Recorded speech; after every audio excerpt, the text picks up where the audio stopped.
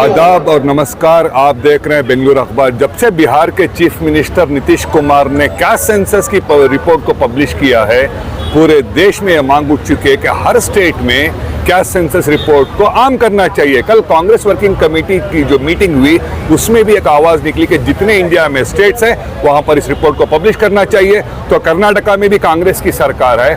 आज आप देख सकते हैं यहाँ पर बेंगलुरु के फ्रीडम पार्क में social democratic party of India की जानिब से यहाँ पर धरना दिया जा रहा है दो इंपॉर्टेंट सब्जेक्ट्स को लेकर कि कैश सेंसस जो सिद्धरामैया पहले से कहते आ रहे करना चाहिए कि क्यों ताखीर कर रहे हैं इसको पब्लिश करने में। इस मांग को लेकर यहाँ पे एसडीपी धरना दे रही है। साथ ही साथ बम्बई सरकार ने जो मुसलमानों को दिए हुए 4% रिजर्वेशन को खारिज करते हुए 10% की पुलिंग में ऐड कर दिया था, उसको हटाकर सोशो इकोनॉमिक फैक्टर को कंसीडर करते हुए 8% देने की डिमांड करते हुए यहाँ पर धरना दे रहे हैं। आइए यहाँ पर एसडीपी के स्टेट प्रेसिडेंट, यहाँ के स्टेट जनरल सेक्रेटरी, इन सबसे हमने बात की, इनसे सुनते हैं कि इस बारे में वो क्या कहते हैं। सर, दो चीज़ों को लेकर आप यहाँ पर धरना कर रहे हो, ये रिजर्वेशन को लेकर कर रहे हो और एक कैश सेंसस को रिलीज करने के बारे में। अगर आप कैश सेंसस की बात करें तो कल ऑलरेडी चीफ मिनिस्टर का स्टेटमेंट आया है। उन्होंने कहा है कि अगले महीने नवंबर में कांताराज कमेटी सबमिट करेगी, तब उसको मैं पब्लिश करूंगा। ऑलरेडी आज कांग्रेस वर्किंग कमेटी ने यूनानिमसली डिसीजन लेके पूरे इंडिया में हर स्टेट में कैश सेंसस रिलीज होना चाहिए। क्या कहेंगे? नहीं, इतना देर क्यों? मैंने देखिए 2014 में सिद्धरामैया जी ने कांताराज कमीशन को जो कॉन्स्टिट्यूट किया, उसके बाद हमना ये तक मालूम है कि उसी साल में एंड में ये रिपोर्ट रेडी था और इसको ऑलमोस्ट 187 करोड़ खर्चा करके डिजिटलाइजेशन भी तमाम चीजें रेडी है। तो इतना रेडी रहने के बावजूद ये एक्सेप्ट करने के लिए नवंबर को क्यों जाना है? देखिए, बिहार जो है, बिहार ओनली 2 इयर्स लिया, 2 इयर्स का अंदर पूरा सेंसस हुआ, उसके बाद रिलीज भी किया। अगर उस दिन नहीं करते, कर्नाटका नंबर वन स्टेट रहते थे कैश सेंसस को रिलीज करने का। और राहुल गांधी ट्वीट करते हैं बिहार का जो कैश सेंसस रिलीज हुआ वेलकम करते हुए, आपका खुद का स्टेट में रिलीज नहीं किया। जयप्रकाश हेगड़े ने बहुत क्लियरली बताया, जो आपका जो बैकवर्ड कमीशन का चेयरमैन है, हमारे पास रिपोर्ट रेडी है। तो रिपोर्ट रेडी रहने में नवंबर तक जपने का क्या जरूरत है? आप बुलाए तो सबमिट करेंगे, एक्सेप्ट करो और रिलीज करो। हालांकि अगर नवंबर में बोले तो हम वेलकम करते हैं। तो हम गवर्नमेंट आके 4 महीना हो गया, 4 महीने से क्या करते थे आप? सर, एक सब्जेक्ट है जो एसडीपी बोल रही है, इसके साथ में हिजाब का एक ऐसा इशू है जो सुप्रीम कोर्ट में है। अभी सरकार ने यहाँ पर क्या कदम लिया होगा? सरकार से क्या मांग करेंगे? रेस्टोरेशन ऑफ हिजाब इन प्री यूनिवर्सिटी कॉलेजेस में। देखिए, मैंने ये बताऊं, 2 चीज है और उसके बाद मैं 2B रिजर्वेशन के बारे में मैं बताता हूं। जो 2B रिजर्वेशन बीजेपी का हुकूमत में कैंसिल किया, उस टाइम में तमाम कांग्रेस का लीडर बयान दिए कि ये गलत हो रहा है। मैं याद दिलाना चाहता हूं आपको DK शिव कुमार का उस टाइम का, उस दिन का जो मार्च 27 का बयान है। अगर ये जो गलत हुआ है मुसलमानों के खिलाफ, अगर कांग्रेस का हुकूमत आया, the first day we will restore, the first day बोलकर उन्होंने बताया। अब तक 4 महीना हो गया, कोई कदम।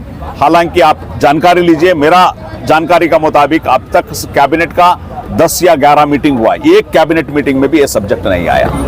ये बोलेंगे कि कोर्ट में है। कोर्ट में कौन गया? पब्लिक गया, जो लोग उसका विक्टिम्स है वो लोग गया है। तो कोर्ट में अगर एक कैबिनेट मीटिंग में बीजेपी इसको खारिज कर सकता है, तो एक कैबिनेट मीटिंग में रेस्टोर भी कर सकते हैं। एक कैबिनेट काफी है। अगर वो कर दिए तो कोर्ट में कोई गया, वो लोग वापस ले लेंगे नेचुरली।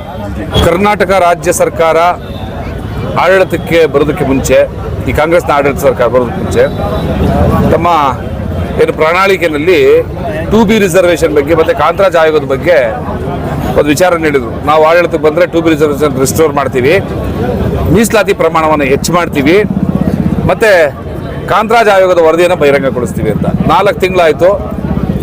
4 ತಿಂಗಳಾಗಿ ಇಲ್ಲಿವರೆಗೂ ಕೂಡ 12 ರಿಂದ 13 ಕ್ಯಾಬಿನೆಟ್ ಮೀಟಿಂಗ್ ಆಗಿದ್ರು ಕೂಡ 2B ರಿಸರ್ವೇಷನ್ ಬಗ್ಗೆ ಆಗಲಿ, ಮೀಸಲಾತಿ ಹೆಚ್ಚಳದ ಬಗ್ಗೆ ಆಗಲಿ, ಅಥವಾ ಕಾಂತರಾಜ್ ಆಯೋಗದ ವರದಿಯನ್ನು ಬಹಿರಂಗಗೊಳಿಸೋದ್ರ ಬಗ್ಗೆ ಆಗಲಿ ಮುಖ್ಯಮಂತ್ರಿಗಳು ಮಾತಾಡ್ತಿಲ್ಲ. ಬಿಹಾರ ಮುಖ್ಯಮಂತ್ರಿ ಅವರ ಸಮುದಾಯದ, ಅವರ ಜಾತಿ ಸಮುದಾಯದ ಪರ್ಸೆಂಟೇಜ್ ಕೇವಲ 2.87, 3%ಗಿಂತ ಕಮ್ಮಿ ಬಿಹಾರದ ಮುಖ್ಯಮಂತ್ರಿಯವರ ಜಾತಿ. ಆ ರಾಜ್ಯದಲ್ಲಿ 63% ಅವರು ಹಿಂದುಳಿದ ವರ್ಗದವರು ಇದ್ದಾರೆ ಅಂತ ಜಾತಿ ಜನಗಣತಿಯನ್ನು ಬಹಿರಂಗಪಡಿಸ್ತಾರೆ ಅಂತಂದ್ರೆ ಅದು ಜನಪರವಾದಂಥ ಪದ್ಧತಿ. ಆದರೆ ನಾನು ದಲಿತ ಪರ ಮುಸಲ್ಮಾನರ ಬಂಧು ಅಂತ ಹೇಳ್ಕೊಳ್ಳುವಂಥ ಸಿದ್ದರಾಮಯ್ಯನವರ ನೇತೃತ್ವದ ಸರ್ಕಾರ ಇಲ್ಲಿವರೆಗೂ ಈ ಸಮುದಾಯಗಳ ಬಗ್ಗೆ ಮಾತಾಡೋದಕ್ಕೆ ಮುಂದಾಗ್ತಾ ಇಲ್ಲ.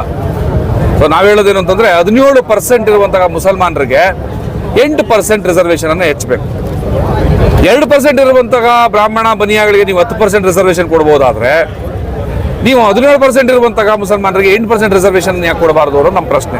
ಸರ್, ಪ್ರಶ್ನೆ ಏನಂದ್ರೆ ಈಗ ಸುಪ್ರೀಂ ಕೋರ್ಟ್ ಆದೇಶದಿಂದ 50% ದಾಟ್ ಹೋಗಂಗಿಲ್ಲ.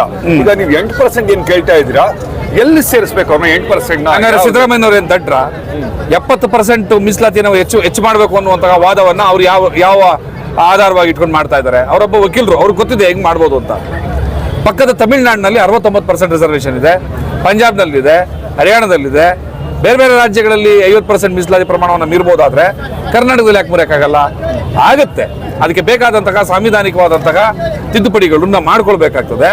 ಮಾಡುವಂತಹ ಬದ್ಧತೆ ಇವ್ರಿಗೆ ಇರಬೇಕಾಗ್ತದೆ. ಸೊ ಮೀಸಲಾತಿ ಪ್ರಮಾಣವನ್ನು ಹೆಚ್ಚು ಮಾಡಬಾರ್ದು ಅನ್ನೋಂಥ ಯಾವ ವಾದವೂ ಇಲ್ಲ. ಅದು ಸುಪ್ರೀಂ ಕೋರ್ಟ್ ಹೇಳುವಂಥ 50% ಮೀಸಲಾತಿ ಪ್ರಮಾಣ ಅನ್ನೋದಿಲ್ಲ, ಅದೊಂದು ಅಭಿಪ್ರಾಯ. ಪಕ್ಕ तमिलनाडु 49 ಹೆಂಗಾಯ್ತು ಅಂತ ಇವ್ರು ಮುಂದೆ ಇರುವಾಗ ಅದ್ರ ಪ್ರಕಾರವಾಗಿ ಇವ್ರು ಮಾಡಬಹುದು. माइनॉरिटीज को लेकर 3 इंपॉर्टेंट सब्जेक्ट्स हैं. एक है हिजाब का जो बैन हुआ था उसका रेस्टोरेशन करना, जो 4% रिजर्वेशन बम्बई सरकार ने निकाल कर 10% पुलिंग में डाल दिया था उसको निकाल कर यहाँ पे लाना, और कैश सेंसस को पब्लिश करना. ऑलरेडी CWC मीटिंग में कल खरगे ने कहा है कि सरकार करेगी, तो धरना किस लिए कर रहे हैं आप? नहीं, खरगे और कांग्रेस सरकार अब तक कितनी चीज़ें अनऑफिशियली बोले हैं? क्या पार्लियामेंट में या हमारी असेंबली में ऐसा कोई वादा हुआ है?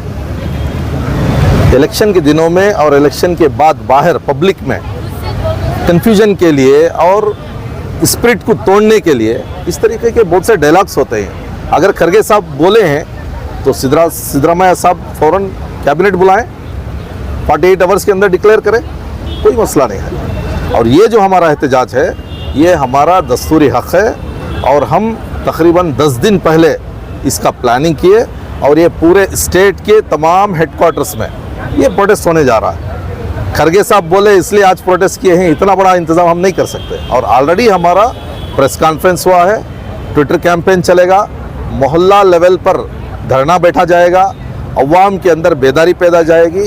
ये सिर्फ माइनॉरिटीज़ का मसला नहीं है, ये टोटल OBC का मसला है.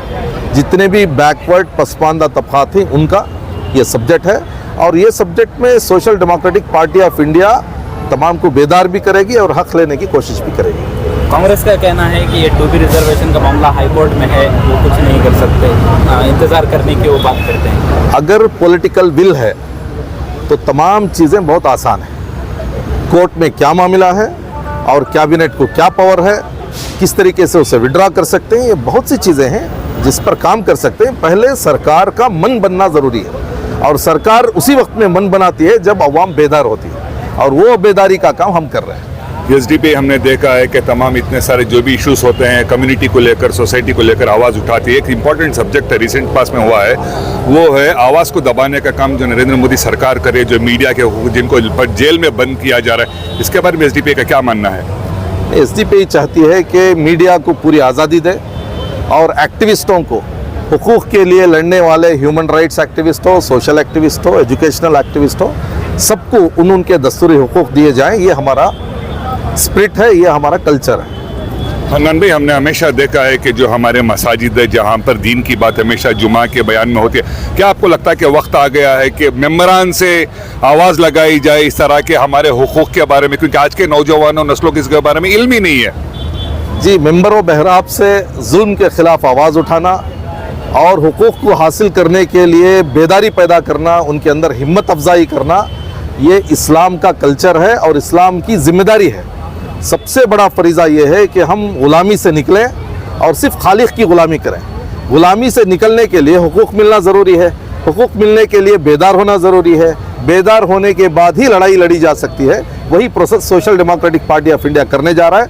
और मेंबर ऑफ मेहराब जिनके ज़िम्मेदारी में है, उलमा इकराम हैं, मशाइखीन हैं, और तमाम रिलीजियस ऑर्गेनाइजेशन से उनसे भी रिक्वेस्ट है कि मिल्लतों को बेदार करे, मिल्लतों को झिझोड़े, बग़ैर आवाज़ किए कि कोई चीज़ मिलने वाली नहीं है.